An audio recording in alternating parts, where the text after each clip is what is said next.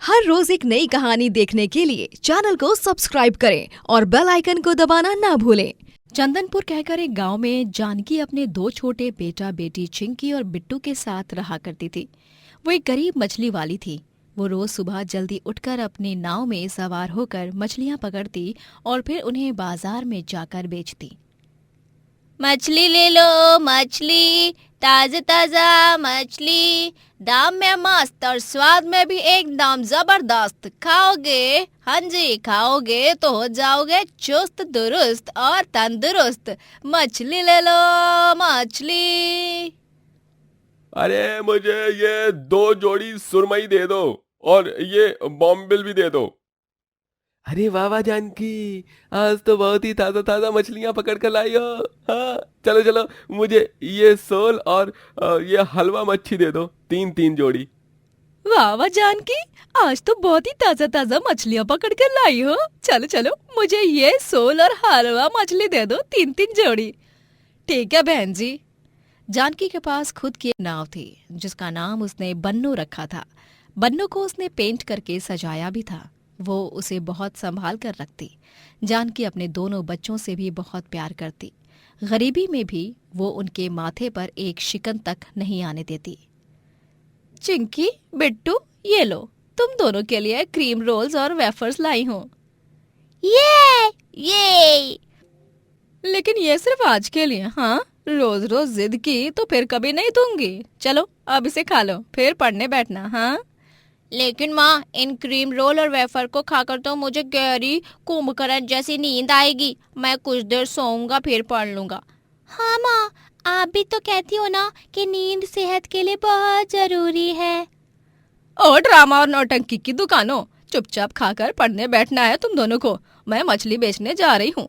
नीतू दीदी से कहते जा रही हूँ कि आधे घंटे बाद घर पर एक चक्कर मारे और देखे कि तुम दोनों पढ़ रहे हो या नहीं। ठीक है बाबा, पढ़ लेंगे। हाँ मदर इंडिया, पढ़ लेंगे हम। आप निश्चिंत होकर जाओ।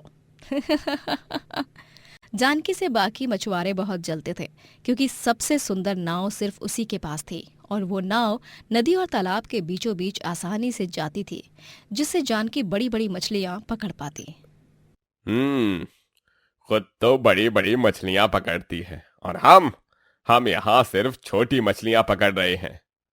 अरे काश काश हमारे पास भी एक बड़ी सी नाव होती, बिल्कुल इसके बन्नों जैसी।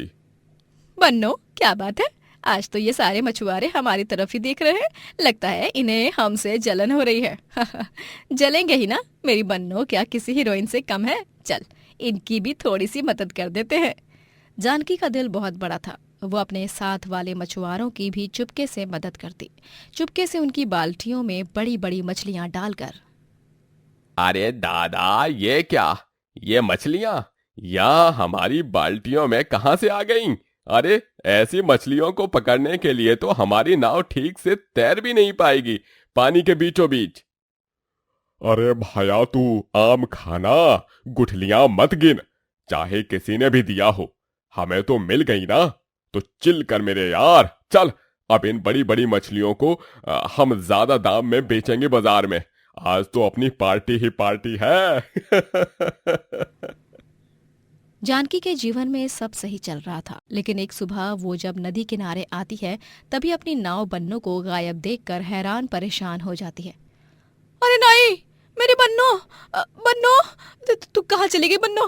भाई आपने मेरी बन्नो को कहीं देखा है क्या? वो एक बड़ी सी नाव है, वो उस पर डिजाइन भी बना हुआ है। नहीं देखा? हे भगवान, मेरी बन्नो। जानकी की सांसें ऊपर नीचे होने लगती हैं। बन्नो के गायब होते ही वो घबरा जाती है। वो उसे हर जगह ढूंढती है लेकिन वो उसे कहीं भी नहीं मिलती। 3 दिन बीत जाते हैं उसकी तलाश में, लेकिन बन्नो का कोई अता पता नहीं होता। इतने वक्त से जानकी को बन्नो से ही लगाव हो चुका था। ऐसे में वो उसके बिना टूट चुकी थी। जानकी फूट फूट कर रोती है। रो मत माँ, ये लो पानी पियो। बन्नो मिल जाएगी माँ, वो इसी गांव में होगी। उसके पैर थोड़ी हैं जो वो कहीं भाग जाए। उसे चुराया गया है बेटा, मैं जानती हूँ, और वो भी हमारे गांव वासी ने नहीं बल्कि किसी और गांव के वासी ने। खैर जो भी हो, मेरी बन्नो जहाँ कहीं भी हो, भगवान उसे सही सलामत रखे। जानकी धीरे धीरे बन्नो को भूलने लगती है क्योंकि उसे पता था कि अब वो उसे फिर कभी नहीं पा सकती। बन्नों के जाने के बाद जानकी अब सिर्फ छोटी छोटी मछलियां ही पकड़ पाती, क्योंकि अब उसकी नाव नहीं थी और ना ही नई नाव के खरीदने जितने पैसे थे। अरे जानकी, आजकल तू बड़ी बड़ी मछलियां क्यों नहीं बेचती? तू तो पहले कितनी बड़ी बड़ी और ताजी ताजी मछलियां बेचती थी। जी वो दरअसल मेरी नाव चोरी हो गई है और मेरे पास नई नाव खरीदने के लिए पैसे भी नहीं हैं। इसीलिए मैं जो पकड़ सकती हूँ उसे ही पकड़ के ला रही हूँ और बेच रही हूँ ताकि मेरे बच्चों का पेट भर सके। जानकी की आर्थिक समस्या दिन ब दिन बिगड़ती ही जाती है। उसके पास कभी कभी घर खर्च के लिए भी पैसे नहीं होते। वो बहुत से लोगों से किसी नाव की मांग करती है, लेकिन कोई भी उसे नाव नहीं देता।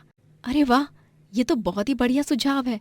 मैं तो अपने घर के बड़े आंगन में ही मछली पालन कर सकती हूँ। हाँ, मैं अब तय कर लिया है मैंने कि मैं यही करूँगी। जानकी अपने घर के आंगन में एक बड़ा सा पॉन्ड बनाती है और एक दिन के लिए एक आदमी से उसकी बड़ी नाव उधार लेकर सारी बड़ी मछलियों को पकड़कर अपने घर के आर्टिफिशियल पॉन्ड में छोड़ देती है। माँ, ये लो, इन सभी मछलियों के लिए ये सब्जी के पत्ते और उबले हुए चावल, और ये रहे मटर दाने। मेरे दोनों बच्चों, हाँ, कितने होशियार हो। धन्यवाद बच्चों। 1 से 2 महीने में सभी मछलियां साफ पानी में कई सारे बच्चों को जन्म दे देती हैं और मछली की खेती हो जाती है। उनकी संख्या बढ़ने के बाद जानकी उन्हें बाजार में अच्छे दाम में बेचती है और आगे जाकर वो अपनी एक फिश शॉप भी खोलती है। अरे जानकी जी, आपके शॉप की मछलियां वाकई में बहुत अच्छी और हेल्दी होती हैं। मेरी माँ जो दवाइयाँ खा खा कर ठीक नहीं हो रही थी, वो आपकी मछलियां खाकर ठीक हो गई। हाँ, बहुत सेहतमंद मछलियां हैं आपकी जानकी जी। हम तो अब हर संडे आपसे ही मछलियां खरीदेंगे, ये तो फिक्स है जी। जी आपका बहुत बहुत धन्यवाद। इस तरह गरीब मछली वाली जानकी ढेर सारे पैसे कमाकर अमीर हो जाती है और अपने बच्चों को भी बड़ी स्कूल में पढ़ने भेजती है और एक सुखद और समृद्ध जीवन जीती है। एक गांव में रघुनाथ कहकर एक गरीब मटका रोटी ढाबे वाला अपनी बीवी सविता के साथ रहा करता था। रघुनाथ इकलौता आदमी था जो पूरे गांव में मटका रोटी बनाया करता। सभी उसके मटका रोटी बनाने की विधि को देखते ही रह जाते। वो ग्राहकों को मटका रोटी के साथ दाल और सब्जी परोसता। गांव वाले बड़े ही चाव से उस मटका रोटी को खाया करते। अरे भाई साहब, क्या लाजवाब स्वाद है इस मटका रोटी का। एक रोटी को मटके पर बनाना ये बहुत ही कठिन है, लेकिन जब हम इसे खा रहे हैं तभी इसका असली स्वाद पता चल रहा है कि इतनी मेहनत से बनाने के बाद इसका स्वाद कितना उम्दा आ रहा है। मजा ही आ गया यार आज तो। अरे रघुनाथ, तुम्हारे हाथ की बनी मटका रोटी का तो पूरा गांव फैन बन चुका है। वाकई में बहुत कमाल की है ये रोटी। मुझे नॉर्मली रोटियां बिल्कुल नहीं पसंद, लेकिन इस मटका रोटी को चखने के बाद तो मुझे इससे इश्क हो गया है भाई। धन्यवाद भाई साहब। यूं ही मेरे मटके रोटी ढाबे पर आया कीजिएगा और स्वादिष्ट खाना खाकर सेहतमंद रहा कीजिए। हर रोज रघुनाथ के मटका रोटी ढाबे पर ग्राहकों का काफी आना जाना लगा रहता है, जिस कारण उसके पड़ोस की गली में जो ढाबा होता है वहां पर गांव वाले जाते ही नहीं हैं और इसीलिए ही उस ढाबे की मालकिन विशाखा रघुनाथ से बहुत जलने लगती है। मटका रोटी, मटका रोटी, मटका रोटी। अरे ऐसा कौन सा जादू इंग्रेडिएंट मिलाता है वो रघुनाथ उस मटका रोटी में, जो पूरा गांव बस उसके मटका रोटी का ही नाम जपता रहता है। उसके कारण मेरे ढाबे पर ग्राहकों का आना जाना एकदम ना के बराबर हो गया है। अगर ऐसा ही चलता रहा तो एक दिन मुझे अपने ढाबे को ताला ही लगाने की नौबत आएगी। नहीं, ऐसा नहीं होगा। मुझे कुछ न कुछ तो करना पड़ेगा। कोई कांड तो जरूर करना होगा। विशाखा अब रघुनाथ का नामो निशान मिटाने की योजना बनाने में जुट जाती है। वो कुछ गुंडों को पैसे देकर कहती है, ये लो तुम दोनों के पैसे। उस रघुनाथ के बच्चे को इतना पीटना कि उसका हाथ बुरी तरह फ्रैक्चर हो जाए और वो मटका रोटी बना ही ना पाए, और फिर मैं लूंगी उसकी जगह और मैं अपने ढाबे पर मटका रोटी बेचूंगी और गांव वालों को रघुनाथ की गैर मौजूदगी में ना चाहकर भी मेरे ढाबे पर ही आना पड़ेगा मटका रोटी खाने। ठीक है मैडम।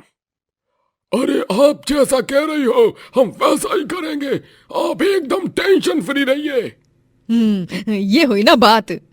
रात को जब रघुनाथ अपने ढाबे को बंद करके घर जा रहा होता है, तभी वो दोनों गुंडे उसका रास्ता रोक लेते हैं और उसे खूब पीटने लगते हैं। नहीं, अरे मत मारो मुझे, अरे मैंने तुम्हारा क्या बिगाड़ा? छोड़ो छोड़ो छोड़ो मुझे, मत मारो मुझे, भगवान के लिए छोड़ दो। रघुनाथ चीखता चिल्लाता है, लेकिन वो दोनों गुंडे उसके हाथ की हड्डी ही मरोड़ देते हैं। इस हादसे के बाद रघुनाथ दोनों हाथों से फ्रैक्चर्ड हो जाता है। प्लास्टर तो लगा दिया है, अब आपको कंप्लीट बेड रेस्ट करना होगा रघुनाथ जी। सविता बहन, आपको इनका बहुत अच्छे से ध्यान रखना होगा। प्लास्टर के अंदर पानी की एक बूंद भी नहीं जानी चाहिए, और तो और हाथों का भी मूवमेंट एकदम बंद, पूरे 2 महीने के लिए। यही सब फॉलो करना होगा आपको। ठीक है डॉक्टर साहब। लेकिन वो डॉक्टर साहब, इनके हाथ 2 महीने के बाद ठीक से तो काम कर पाएंगे ना? जी ऑफ कोर्स, क्यों नहीं। अगर रोजाना अच्छा खाना पीना मिलेगा और भरपूर आराम मिलेगा, तभी तो ये 2 महीने के पहले भी ठीक हो सकते हैं। मैं कुछ दवाइयां भी लिखकर दे रहा हूं आपको। आप हर 15 दिन में मेरे पास वीकली चेकअप के लिए आइएगा। प्लास्टर हर 15 दिन में बदल दिया जाएगा। रघुनाथ अब दिन रात बिस्तर पर ही पड़ा रहता है और कुछ काम नहीं कर पाता। सविता ही उसे खाना खिलाती है। रघुनाथ का छोटा भाई अमित और रघुनाथ दोनों के माता पिता उन्हें बचपन में ही उस दुनिया से छोड़कर चले गए थे, जिसके बाद रघुनाथ ने ही अमित को संभाला और अभी अमित शहर में पढ़ने गया होता है। रघुनाथ की तबीयत की खबर मिलते ही वो फौरन भागे दौड़े चले आते हैं। अमित 24 घंटे बस रघुनाथ के पास ही रहता है। आपका बहुत बहुत धन्यवाद देवर जी, आप सही समय पर आ गए रघुनाथ जी की मदद करने के लिए। अरे सविता भाभी, आप ये कैसी बातें कर रही हो? मैं रघु भैया का छोटा भाई हूँ। बचपन से उन्होंने मेरी हिफाजत की है। माँ पापा के जाने के बाद मुझे बिल्कुल पापा की तरह संभाला। और वैसे भी मेरे कॉलेज की गर्मी की छुट्टियां हैं अगले 2 महीने तक, तो मेरा तो फर्ज बनता है कि मैं उनकी मदद करूं। लेकिन एक बात बताइए, उन गुंडों का कुछ पता चला जिन्होंने रघु भैया का ये हाल किया है? नहीं देवर जी, वो तो इन्हें मारकर फरार हो गए। पुलिस थाने में रिपोर्ट तो दर्ज दी है, लेकिन अभी तक कुछ पता नहीं चला। रघुनाथ की इतनी बुरी हालत करके वहां विशाखा खुशी से झूमने नाचने लगती है। आज से शुरू होगा विशाखा का राज, जब सभी गांव वाले मेरे ढाबे पर मटका रोटी खाने आएंगे। विशाखा अपने ढाबे पर मटका रोटी बनाने लगती है। वहीं दोनों हाथ फ्रैक्चर्ड होने के बाद भी रघुनाथ बोल बोल कर सविता को मटका रोटी बनाना सिखाता है और 2 ही दिन में सविता भी मटका रोटी बनाना सीख लेती है और वो ढाबे को फिर से खोलती है और मटका रोटी बनाना शुरू कर देती है। ग्राहक विशाखा के मटका रोटी को नापसंद करते हैं। इसे क्या मटका रोटी कहते हैं? अरे असली मटका रोटी का स्वाद और आकार अलग रहता है? ग्राहकों को बस उल्लू बनाना आता है इन लोगों को। अरे वो देखो, रघुनाथ का मटका रोटी ढाबा फिर से खुल गया है। चलो चलो भाइयों, उसके ढाबे पर जाकर मटका रोटी खाने का आनंद उठाते हैं। इसे क्या मटका रोटी कहते हैं? अरे असली मटका रोटी का स्वाद और आकार अलग रहता है। हाँ, ग्राहकों को बस उल्लू बनाना आता है इन लोगों को। सभी ग्राहक फिर से रघुनाथ के ढाबे पर ही आ जाते हैं। अरे वाह सविता भाभी, आपके और रघुनाथ भाई के हाथ की बनी मटका रोटी का स्वाद तो एकदम ही सेम है, बिल्कुल किसी जीरोक्स कॉपी की तरह। अरे भाई, मटका रोटी तो सिर्फ इस ढाबे की ही अच्छी बन सकती है। कुछ लोग खुद को ज्यादा ही होशियार समझ बैठते हैं। बड़ी आई मटका रोटी की कॉपी करने वाली। उस विशाखा के ढाबे पर मटका रोटी तो क्या, किसी भी फूड आइटम में स्वाद भी नहीं है। सब कुछ बेस्वाद मिलता है वहां पर और फ्रेश भी नहीं होता। विशाखा को ये सब देखकर सुनकर बहुत गुस्सा आता है। वो गुस्से से अपने ढाबे के सारे बर्तनों को, सामान को यहाँ से वहां उठाकर पटकने लगती है। जिस बीच उसके सर पर एक आटे की डिब्बी गिरती है और सारा आटा उस पर गिरता है। नहीं, विशाखा हार नहीं सकती, वो रघुनाथ जीत नहीं सकता। मैंने इतनी अच्छी साजिश रची, इतने सारे पैसे दिए उन लोग गुंडों को, लेकिन उन सब का नतीजा क्या मिला मुझे? ये सब चुल्लू पर पानी में डूब जाना चाहिए मुझे तो। विशाखा को अपने आप पर बहुत गुस्सा आता है। वो गुस्से में रास्ते पर चलते चलते कहीं जाती है और अचानक से एक गाड़ी उसे ठोक कर चली जाती है। हॉस्पिटल जाने के बाद डॉक्टर उसे हाथों से अपाहिज घोषित कर देते हैं। विशाखा के दोनों हाथ अपाहिज हो चुके थे। वो अब उन दोनों से कुछ काम नहीं कर पाती। अब मैं क्या करूंगी? इन अपाहिज हाथों संग कैसे जीऊंगी मैं? विशाखा को उसके कर्मों की सजा मिल जाती है। वहीं 3 महीने बीत जाते हैं और अब रघुनाथ के दोनों हाथ ठीक हो जाते हैं। वो फिर से ढाबे पर आकर मटका रोटी बनाने लगता है। सविता और रघुनाथ दोनों मियाँ बीवी मिलकर ढाबे को चलाने लगते हैं। सविता, इन पिछले 2 महीनों में तुमने मेरा बहुत साथ दिया। हमारे ढाबे पर एक आंच तक नहीं आने दी और हमारे ग्राहकों को जरा भी निराश नहीं होने दिया। जी आप ये कैसी बातें कर रहे हैं? ये ढाबा हमारा है और अगर मैं ढाबे को नहीं संभालूंगी तो कौन संभालता भला? चलिए चलिए अब जल्दी से ड्यूटी पर लग जाइए। आज बहुत सारा ऑर्डर आना है और देखिए 10 से भी ज्यादा ग्राहक मटका रोटी का इंतजार कर रहे हैं ढाबे के सामने। इस तरह रघुनाथ का मटका रोटी ढाबा सफलता की सीढ़ी पार कर लेता है और धीरे धीरे उसकी ये अनोखी मटका रोटी डिश पूरे देश में, पूरी दुनिया में फेमस हो जाती है। जब वो अपने ढाबे का ऑनलाइन पेज खोलता है, दूर दूर से लोग उसकी मटका रोटी को चखने आते हैं। दोस्तों, अगर आपको ये कहानी पसंद आई तो लाइक करें, शेयर करें और कमेंट करके बताएं कि कहानी में आपको सबसे अच्छा क्या लगा।